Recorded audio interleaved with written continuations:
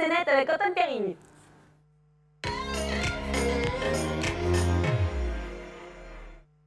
Et alors, au programme aujourd'hui de CNET, deux actus, une tourangelle et une russe. Ouais. Commençons par la tourangelle, parce que la russe, vous allez voir, elle n'est pas piquée d'hanneton. Exactement,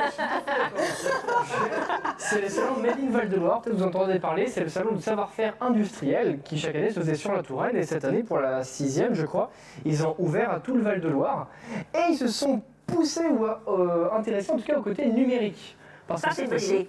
Pardon? Ça, c'est une bonne idée, disais-je. Eh ben, je suis tout à fait d'accord. Tout à fait. Parce que ça s'appelle l'industrie 4.0 et en gros on va voir tout ce qui va faire le futur de l'industrie en Touraine, tous les talents, les savoir-faire du futur qui sont aujourd'hui chez nous. Est-ce que dans le futur, on parlera tous avec l'accent marseillais Très mauvais accent. Mais peut-être pas, mais en tout cas ce qu'on verra, c'est de la robotique, c'est de l'intelligence artificielle, de la 3D, de la cobotique et plein de trucs. C'est quoi ça de la cobotique? Ouh, je sentais que vous alliez me poser la question, du coup je me suis renseigné avant.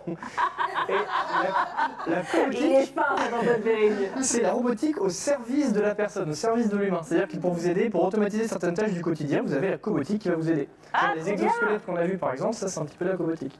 Ok, bon, bah c'est bon, je le note pour plus Bah, tard. je le note, il y avait balancer l'idée.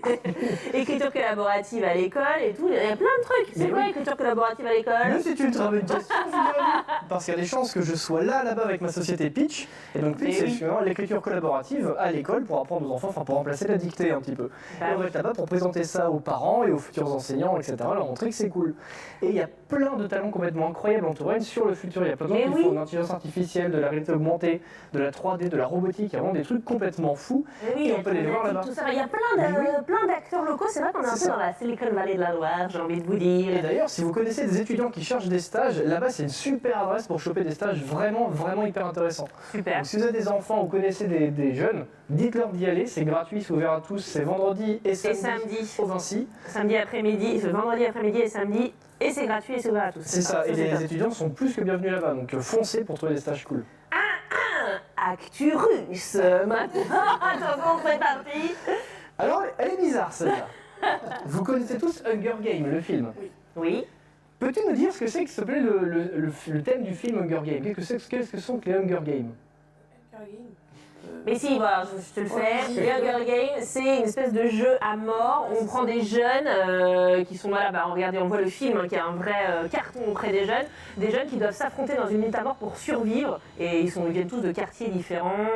C'est ça. Mais tout est permis. Ils C'est peuvent ça. se tuer les uns les autres, c'est épouvantable. Et c'est un film qui a cartonné au cinéma avec Jennifer Lawrence, donc c'est une vraie réussite. Et il y a un Russe, milliardaire bien sûr, qui s'est dit, Bien sûr. et si on le faisait en vrai Eh ce truc-là, ouais, riche idée. si on faisait ça en vrai. Et si on faisait une émission de Et du coup, télé? il a 900 hectares dans la Sibérie, 2000 caméras qui sont placées sur ces 900 hectares, et il va envoyer 30 participants là-bas, S'entretuer, où ouais. ils ont le droit de faire ce qu'ils veulent. Alors pas s'entretuer au sens premier du terme, où en gros les règles c'est ils ont droit qu'à un couteau, les armes à feu sont interdites. Déjà quand on dit ça dans les règles, je trouve que c'est assez bizarre que les armes à feu sont interdites. Et en gros, ils vont y rester du 1er juillet, je crois, 2017 jusqu'au 1er avril 2018. Donc ils restent 10 mois dans la toundra, dans la taïga là-bas, sachant qu'il fait moins 30 l'hiver, il y a des loups, et c'est l'habitat naturel des loups et des ours, donc déjà c'est sympa le coin. Et il y a 30 serial killers qui sont là-bas pour s'entretuer. Donc Mais ils c'est ont dit, sympa. on a droit au viol, on a droit au meurtre, au Ouais. vol. Par contre, on est sous la loi de la Russie, donc la police a le droit d'intervenir pour nous arrêter ou se faites des bêtises, s'il y a des preuves. Bah oui, quand même, Après, la bon, police laisse devrait ouvert. venir. Eh ben, ça va peut-être faire de l'audience. Ah là, C'est ça risque de intéressant. faire de l'audience, c'est déjà en lice, on voit les participants qui sont en Ouais. train de se faire voter sur le site. Je suis allée voir, on voit les gens postent leurs vidéos Voilà. effectivement pour C'est être gladiateur, candidat. hein. C'est gladiateur, Rome, mais hein. ça va vraiment très très bien, et c'est pas une blague ce que je dis, ça va se faire normalement à peu près autour du 1er juillet. Avec 1,5 million d'euros à se partager si vous êtes encore vivant à la fin du jeu. Si vous êtes encore dans le jeu, c'est ça.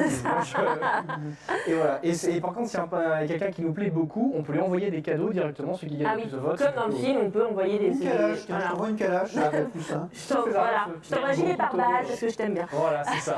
Une calache, une baguette.